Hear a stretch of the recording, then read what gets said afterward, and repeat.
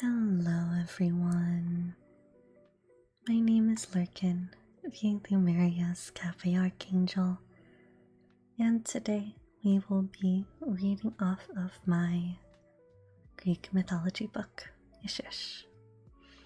More specifically, one of the earliest stories of romance, especially in Greek mythology, is the tale of Cupid and Psyche, is what we will be reading today.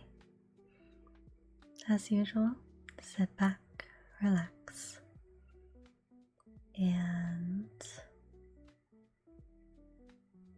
enjoy finding connections you see in this story with the stories that were shown in Disney and the Brothers Grimm. Enjoy. This story is told only by Proclus, a Latin writer of the 2nd century AD.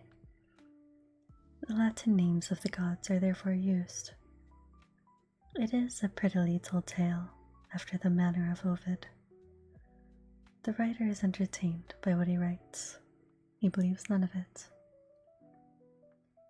There was once a young king with 3 daughters, all lovely maidens, but the youngest, Psyche, excelled her sisters so greatly that beside them she seemed a fairy goddess consorting with mere mortals. The fame of her surpassing beauty spread over the earth, and everywhere men journeyed to gaze upon her with wonder and adoration, and to do her homage as though she were in truth one of the immortals. They would even say that Venus herself cannot equal this mortal. As they thronged in ever-growing numbers to worship her loveliness, no one anymore gave a thought to Venus herself. Her temples were neglected, her altars foul with cold ashes, her favorite towns deserted and falling in ruins. All the honors once hers were now given to a mere girl destined someday to die. It may well be believed that the goddess would not put up with this treatment. As always, when she was in trouble, she turned for help to her son, that beautiful winged youth whom some call Cupid and others love. Against whose arrows there is no defense, neither in heaven nor on the earth. She told him her wrongs, and as always he was ready to do her bidding. Use your powers, she said, and make the hussy fall madly in love with the vilest, most despicable creature there is in the whole wide world. And so no doubt he would have done, if Venus had not first shown him Psyche, never thinking in her jealous rage what such beauty might do even to the god of love himself. As he looked upon her, it was as if he had been shot one of his arrows from his own heart. He said nothing to his mother. Indeed, he had no power to utter a word, and Venus left him with the happy confidence that he would swiftly bring about Psyche's ruin. What happened, however, was not what she had counted on. Psyche did not fall in love with the horrible wretch. She did not fall in love at all. Still more strange, no one fell in love with her. Men were content to look and wander and worship, and then pass on to marry someone else.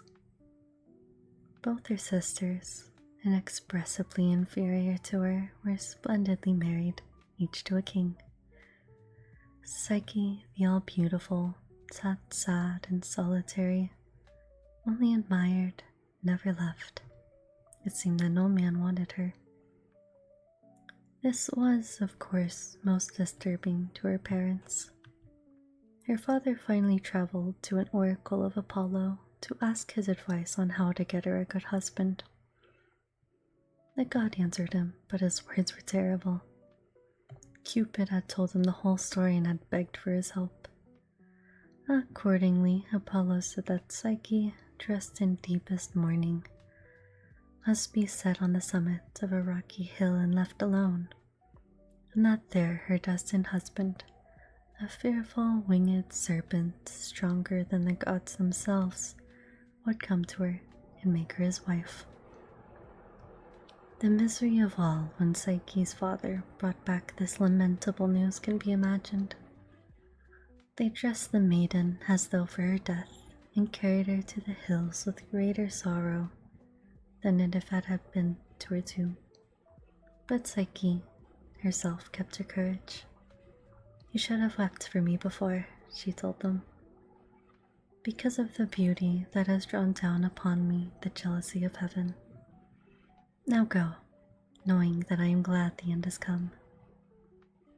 They went in despairingly grief, leaving the lovely, helpless creature to meet her doom alone, and they shut themselves in their palace to mourn all their days for her.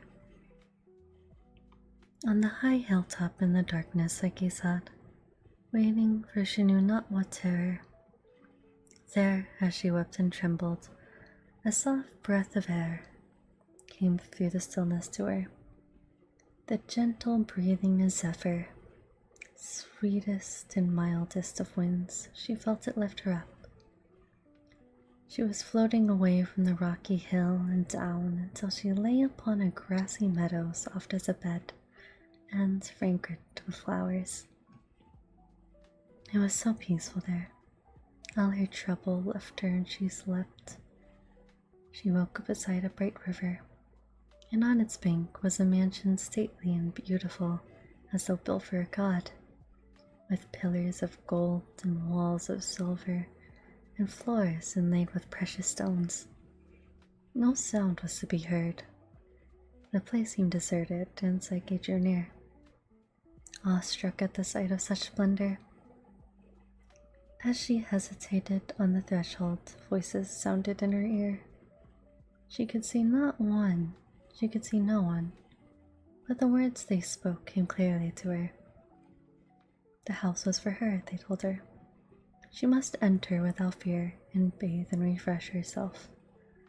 Then a banquet table would be spread for her. "We are your servants," the voices said, "ready to do whatever you desire." The bath was the most delightful, the food the most delicious she had ever enjoyed. While she dined, sweet music breathed around her. A great choir seemed to sing to a harp, but she could only hear, not see them. Throughout the day, except for the strange companionship of the voices, she was alone.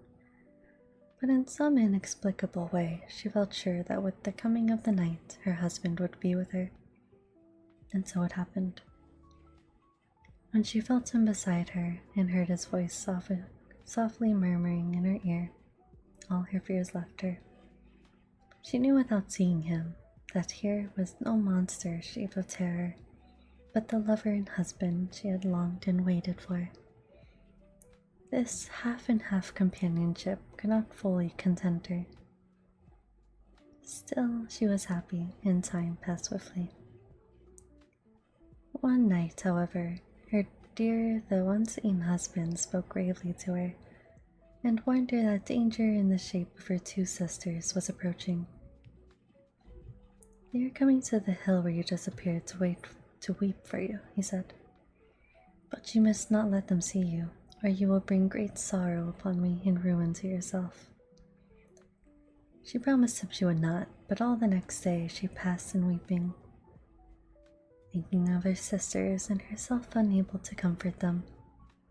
She was still in tears when her husband came, and even his caresses could not check them. At last he yielded sorrowfully to her great desire. "Do what you will," he said, "but you are seeking your own destruction." Then he warned her solemnly not to be persuaded by anyone to try and see him, on pain of being separated from him forever. Psyche cried out that she would never do so.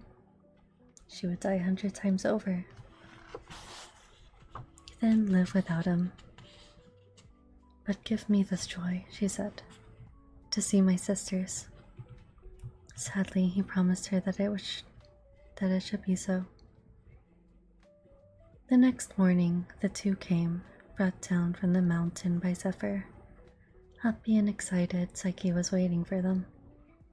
It was long before that they could speak to each other. Their joy was too great to be expressed except by tears and embraces.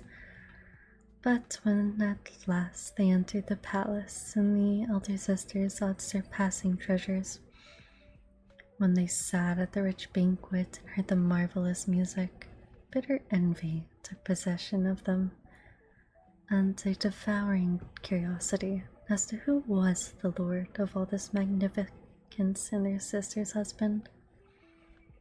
But Psyche kept faith. She told them only that he was a young man, away now on a hunting expedition.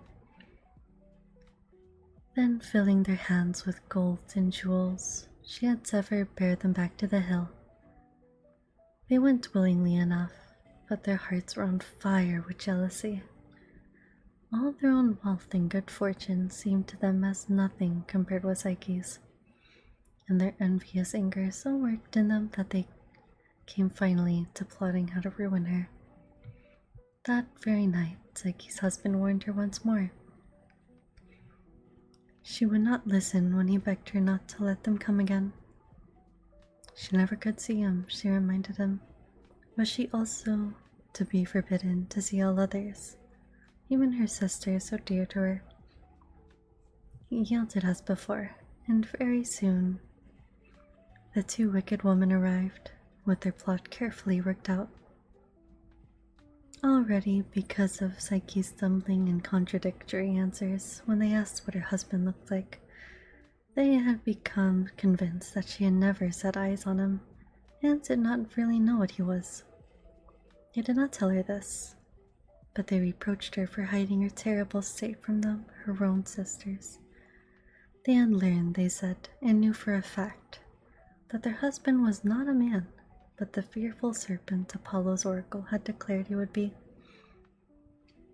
He was kind now, no doubt, but he would certainly turn upon her some night and devour her. Psyche, aghast, felt terror flooding her heart instead of love. She had wondered so often why he would never let her see him. There must be some dreadful reason. What did she really know about him? If he was not horrible to look at, then he was cruel to forbid her ever to behold him. In extreme misery, faltering and stammering, she gave her sisters to understand that she could not deny what they said, because she had been with them only in the dark. There must be something very wrong, she sought for him to shun the light of day. She begged them to advise her. They had their advice all prepared beforehand. That night, she must hide a sharp knife in a lamp near her bed. When her husband was fast asleep, she must leave the bed, light the lamp, and get the knife. She must steel herself to plunge it swiftly into the body of the frightful being. The light would certainly show her. We will be near, they said, and carry you away with us when he is dead. Then they left her torn by doubt and distracted what to do. She loved him. He was her dear husband. No, he was a horrible serpent, and she loathed him. She would kill him. She would not. She must have certainty. She did not want certainty. So all day long her thoughts fought with each other. When evening came, however, she had given the struggle up. One thing she was determined to do. She would see him. When at last he lay sleeping quietly, she summoned all of her courage and lit the lamp. She tiptoed to the bed, and holding the light high above her, she gazed at what lay there. Oh, the relief and the rapture that filled her heart. No monster was revealed, but the sweetest and fairest of all creatures, at whose sight the very lamp seemed to shine brighter. In her first shame at her folly and lack of faith, Psyche fell on her knees and would have plunged the knife into her own breast if it had not fallen from her trembling hands. But those same unsteady hands that saved her betrayed her too, for as she hung over him, ravished at the sight of him, and unable to deny herself the bliss of filling her eyes with his beauty, some hot oil fell from the lamp upon his shoulder. He started awake. He saw the light and knew her faithlessness, and without a word, he fled from her. She rushed out after him into the night. She could not see him, but she heard his voice speaking to her. He told her he was, and sadly bade her farewell. Love cannot live where there is no trust, he said, and flew away. The god of love, she thought. He was my husband, and I, wretch that I am, cannot keep faith with him. Is he gone from me forever? At any rate, she told herself with rising courage, I can spend the rest of my life searching for him. If he has no more love left for me, at least I can show him how much I love him. And she started on her journey. She had no idea where to go. She knew only that she would never give up looking for him. He, meanwhile, had gone to his mother's chamber to have his wound cared for. But when Venus heard his story and learned it was Psyche who he had chosen, she left him angrily alone to his pain, and went forth to find the girl of whom he had made her still more jealous. Venus was determined to show Psyche what it meant to draw down to displeasure of a goddess. Poor Psyche in her despairing wanderings was trying to win the gods over to her side. She offered ardent prayers to them perpetually, but not one of them would do anything to make Venus their enemy. At last, she perceived that there was no hope for her, either in heaven or on earth, and she took a desperate resolve. She would go straight to Venus.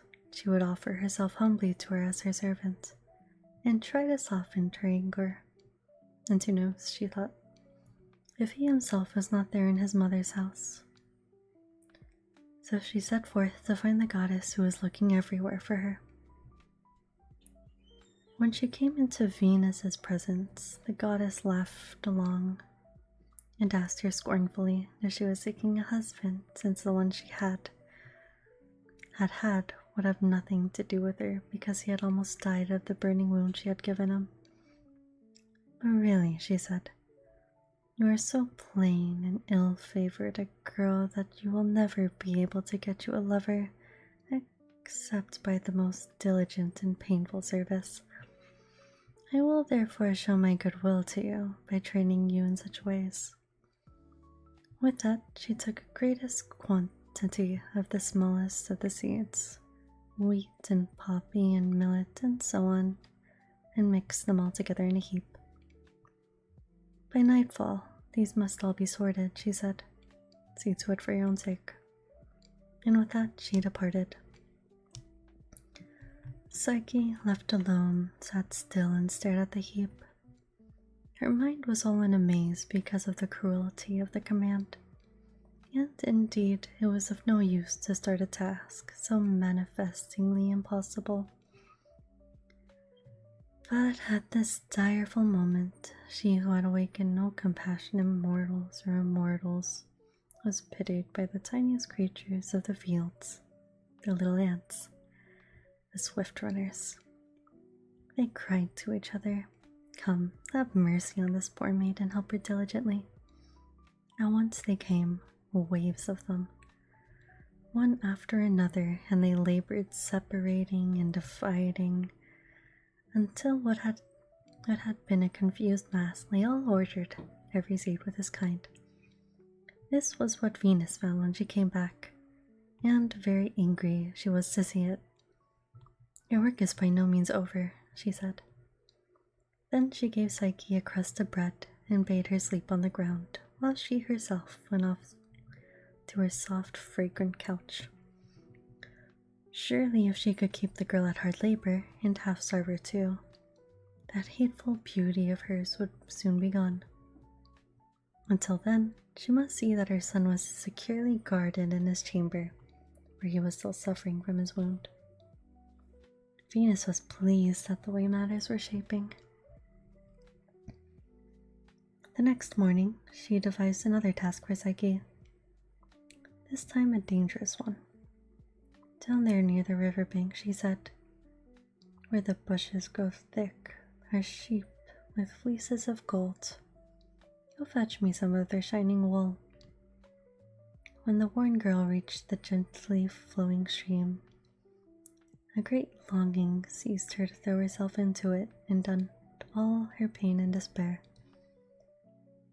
But as she was bending over the water, she heard a little voice from near her feet, and looking down saw that it came from a green reed. She must not drown herself, it said. Things were not as bad as that. The sheep were indeed very fierce, but if Psyche would wait until they came out of the bushes towards evening to rest beside the river, she could go into the thicket and find plenty of the golden wool hanging on the sharp briars. So spoke the kind and gentle reed, and Psyche, following the directions, was able to carry back to her cruel mistress a quantity of the shining fleece. Venus received it with an evil smile. Someone helped you, she said sharply. Never did you do this by yourself. However, I will give you an opportunity to prove that you really have the stout heart and the singular prudence you make such a show of. Do you see that black water which falls from the hill yonder? It is the source of the terrible river which is called Hateful, the river Styx. You are to fill this flask from it. That was the worst task yet, as Psyche saw when she approached the waterfall. Only a winged creature could reach it, so steep and slimy were the rocks on all sides, and so fearful the onrush of the descending waters. But by this time it must be evident to all the readers of this story, as perhaps deep in her heart it had become evident to Psyche herself, that although each of her trials seemed impossibly hard, an excellent way out would always be provided for her. This time her savior was an eagle, who poised on his great wings beside her, seized the flask from her with his beak, and brought it back to her full of the black water. But Venus kept on. One cannot but accuse her of some stupidity. The only effect of all that had happened was to make her try again. She gave Psyche a box, which she was to carry to the underworld and ask Persephone to fill with some of her beauty. She was to tell her that Venus really needed it. She was so worn out from nursing her sick son. Obediently, as always, Psyche went forth to look for the road to Hades. She found her guide in a tower she passed. It gave her careful directions how to get to Proserpine's, I will use the Roman name for that one, palace. First through a great hole in the earth, then down to the river of death, where she must give the ferryman Charon a penny to take her across. From there the road led straight to the palace. Cerberus, the three-headed dog, guarded the doors, but if she gave him a cake, he would be friendly and let her pass. All happened, of course, as the tower had foretold. Proserpine was willing to do Venus a service, and Psyche, greatly encouraged, bore back the box, returning far more quickly than she had gone down. Her next trial she brought upon herself through her curiosity and, still more, her vanity. She felt that she must see what that beauty charm in the box was, and perhaps use a little of it herself. She knew quite as well as Venus did that her looks were not improved by what she had gone through, and always in her mind was the thought that she might suddenly meet Cupid. If only she could make herself more lovely for him. She was unable to resist the temptation. She opened the box. To her sharp disappointment, she saw nothing there. It seemed empty. Immediately, however, a deadly languor took possession of her, and she fell in a deep sleep. At this juncture, the god of love himself stepped forward. Cupid was healed of his wound by now and longing for Psyche. It is a difficult matter to keep love imprisoned. Venus had locked the door, but there was the windows. All Cupid had to do was to fly out and start looking for his wife. She was lying almost beside the palace, and he found her at once. In a moment, he had wiped the sleep from her eyes and put it back into the box. Then, waking her with just a prick from one of his arrows and scolding her a little for her curiosity, he bade her take Proserpine's box to his mother, and he assured her that all thereafter would be well. While the joyful Psyche hastened on her errand, the god flew up to Olympus. He wanted to make sure that Venus would give them no more trouble, so he went straight to Jupiter himself. The father of gods and men consented at once to all that Cupid asked. Even though, he said, you have done me great harm in the past, seriously injured my good name and my dignity by making me change myself into a bull and a swan and so on. However, I cannot refuse you. Then he called a full assembly of the gods and announced to all, including Venus, that Cupid and Psyche were formally married, and that he proposed to bestow immortality upon the bride. Mercury brought Psyche into the palace of the gods, and Jupiter himself gave her the ambrosia to taste, which made her immortal. This, of course, completely changed the situation. Venus could not object to a goddess for her daughter-in-law. The alliance had become eminently suitable. No doubt she reflected also that Psyche, living up in heaven with a husband and children to care for, cannot be much on the earth to turn men's heads and interfere with her own worship. So all came to a most happy end. Love in the soul, for that is what Psyche means, had sought, and after sore trials found each other, and that union can never be broken. And that was the story of Cupid and Psyche. If there are any particular mythology related stories you would like me to read, feel free to let me know down in the comments below. But as for now, this has been Lurkin, your Cafe Archangel, and I will see you in the next video. Bye bye.